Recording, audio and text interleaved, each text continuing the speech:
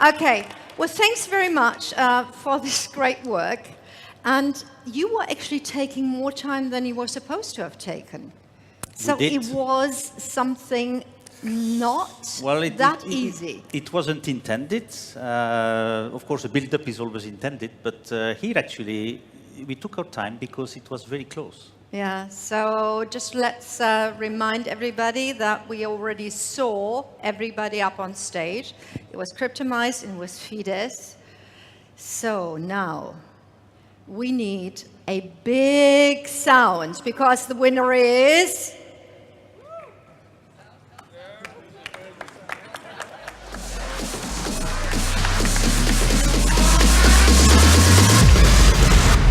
Christian has the answer. And the winner of the Blockathon 2018 is CRYPTOMICE.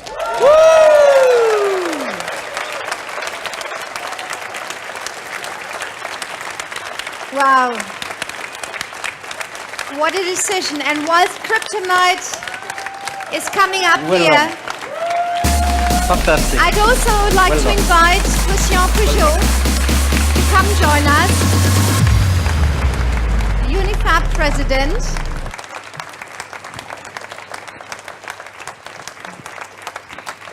So we actually have twice coming home. For you, Christian, it's almost coming home because your heart is with cars. I mean, what better environment could one have? For you, it's coming home because you've been hugging the stage already. So, ladies and gentlemen, what a picture. I mean, I wish everybody in the internet could actually see it. The whole audience has gotten up to say, wow, we're amazed, we are awed. Yes, Christian is like, oh look, he's just like, my award. Now, of course, Christian, we would love to know what made that decision tip in favor of the CRYPTOMICE. Well, we had two very different projects as finalists. And the Blockathon aim was to, I remember to you, the connection of track and trace systems.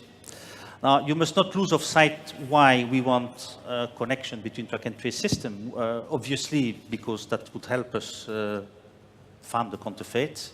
But actually, it's a much wider issue. It's about also sustainability. We have heard earlier on by one of the finalists that the consumers now wants, to know the origin of its products, etc. So this is another aspect in which counterfeiting plays a role. This is the overall sustainability of the system.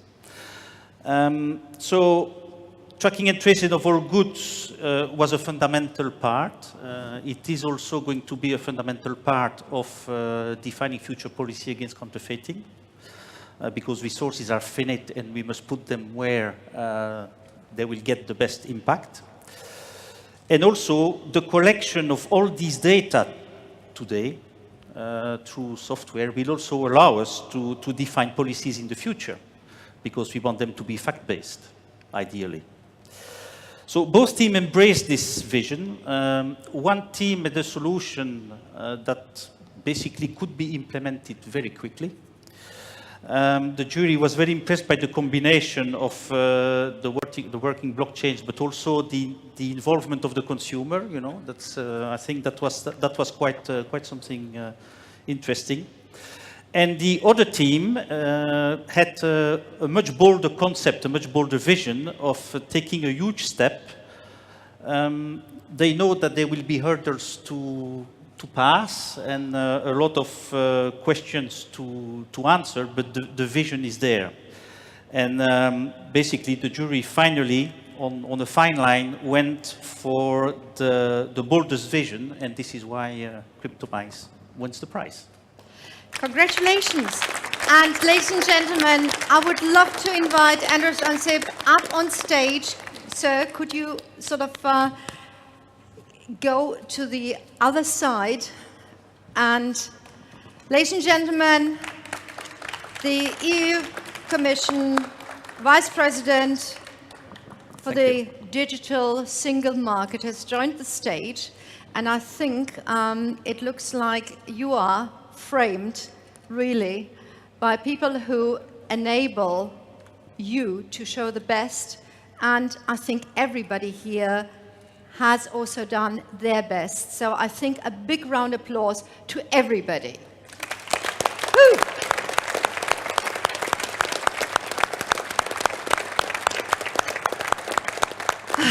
Now, I look into their faces, and if you can't see it, there's joy, there's relief, there is like, whoop, we're going to have a great party tonight. So can I say thank you to the two Christians? You might well want to shake each and everybody's hand on your way down, because that's always very good for the clips that we need. Christian Peugeot and Christian Archambault. Thank you again. Thank you very much. Thank you again. Thank you again. Thank you for again. making this a very special presentation. Lovely. And I suggest you leave all the 3 awards here. And then I need Thomas here. I need Ansip here. Sorry, Andrews here, if I may use your first name. You just hang around, just in cases. Okay, 2 microphones. I mean, first of all, please forgive me. How do you feel? Typical question. I'm really looking forward to a good night of sleep, but other than that, it's perfect. I really thank you very much. We are thrilled to be part of this. Thank you. Great. Thank you. Yeah. Mr. Ansip, Andrews, have you ever been to a hackathon, a blockathon before? Definitely, I have to be in hackathons before, but because this is the first ever EU Blockathon, this is first time for me to be here, as for you and then for all the other people. Of course, I would like to cordially thank all the organizers of this first ever EU Blockathon. Thank you. And of course, I would like to congratulate all the winners and all the people who took part in this event. Some other people, they had during those 48 hours their midsummer parties. Some other people, they enjoyed football, but I'm grateful that there were some people, 11 teams, who tried to make our world better, to fix some problems. Thank you. Thanks to you. Now, you come, of course, from a country that is embracing IT, and that is sort of, on many conferences, always sort of named as, look at what they're doing, you know, isn't that great? How much do you find that spirit mirrored here? I think there's a great spirit here, and as I said, we have a problem, and it's good that some people decided to try with some kind of innovative technologies to deal with those problems, because during this opening video we saw many figures. Total volume of counterfeit products globally was 338 billion years in the European Union, according to estimations. 10% of people, they used to buy some fake products last year. So this is about 85 billion euros, huge amount of money. And this is not just about money, but this is about 800,000 jobs we lost because of fake products here in the European Union. So once again, I'm grateful. Thank you very much.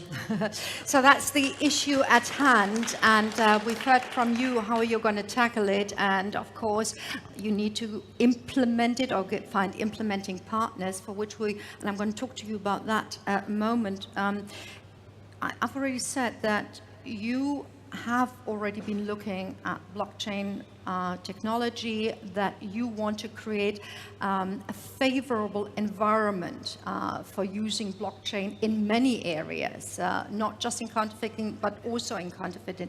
So how do you create that environment in which people like these, but also enterprises, can actually get the best out of the technology?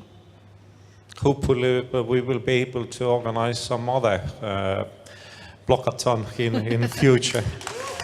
That's a good thing. But we have in the European Union approximately 500 different blockchain startups, but mainly they are dealing with cryptocurrencies, and I don't think it's the most productive way to use this blockchain technology. There are some and many other areas where we can, according to my understanding, make miracles with using blockchain technologies.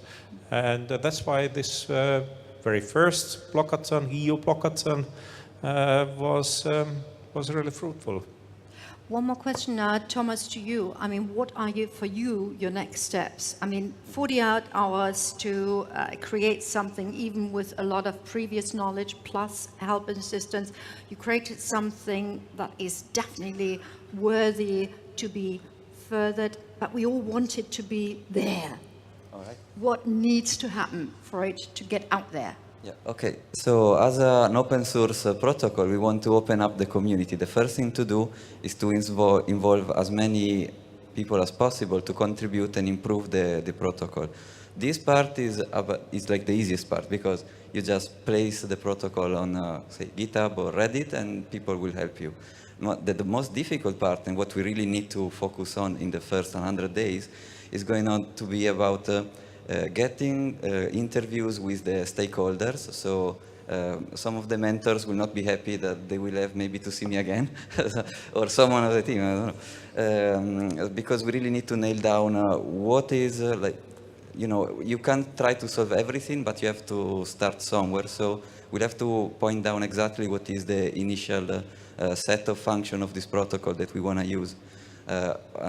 Then we will have to do the reference implementation, which is something technical and not going to bother you. But in an open source project, you also have to share your code about how do you actually implement that protocol.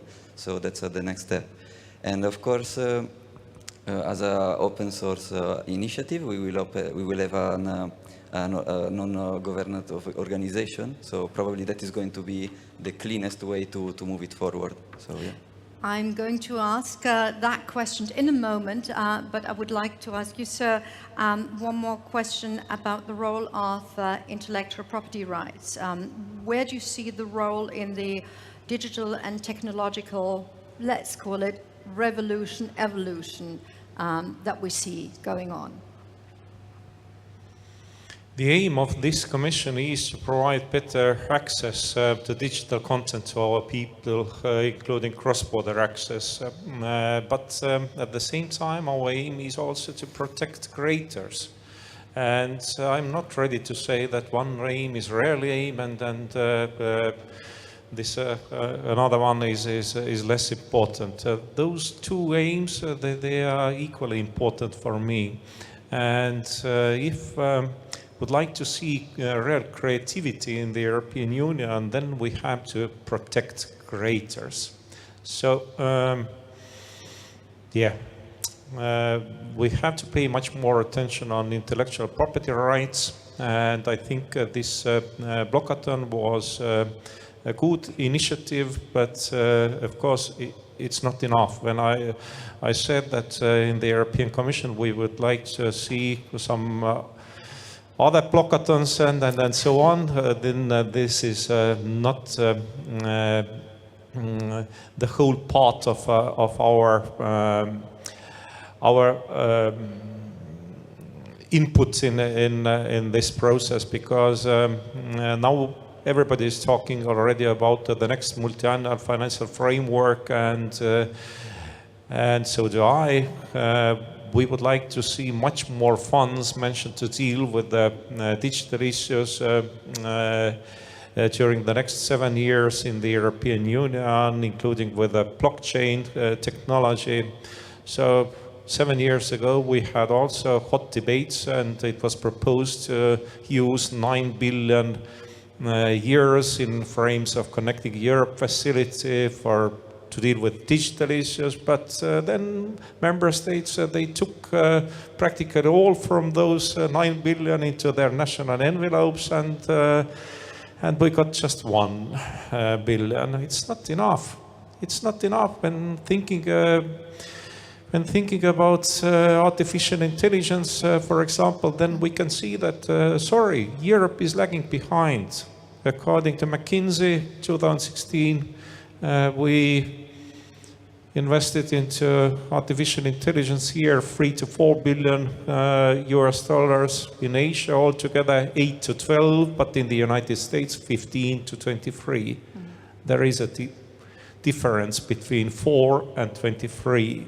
So this time we would like to see 9.19 billion in Digital Europe, then 3 billion euros in Connecting Europe facility, hopefully somewhere near to 15 billion in our horizon to deal with the research and development and so on. So I would like to see much more funds mentioned to deal with the digital issues in the European Union, including with blockchain technology.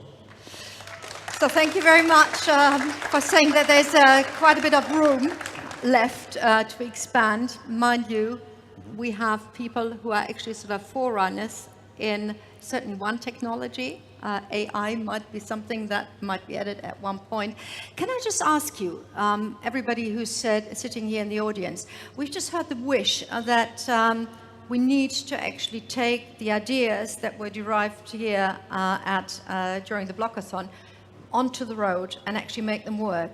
I've heard that there were 1 or 2 people who are actually willing to do that. Are they in the room? Are they sort of prepared to raise their hand? Woo! Wonderful. I just need your microphones and quickly, thank you, Rutger.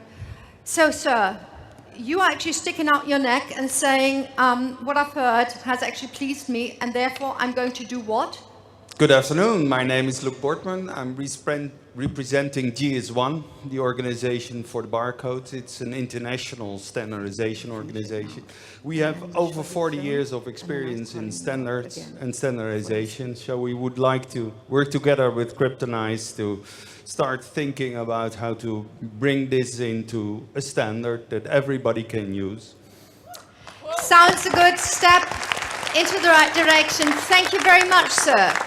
Now, ladies and gentlemen, with that, I thank you, Roger. With that, I would like to thank everybody up here on stage. Andres, we need you in a moment. So could you just take a place and thank you very much again to the winners.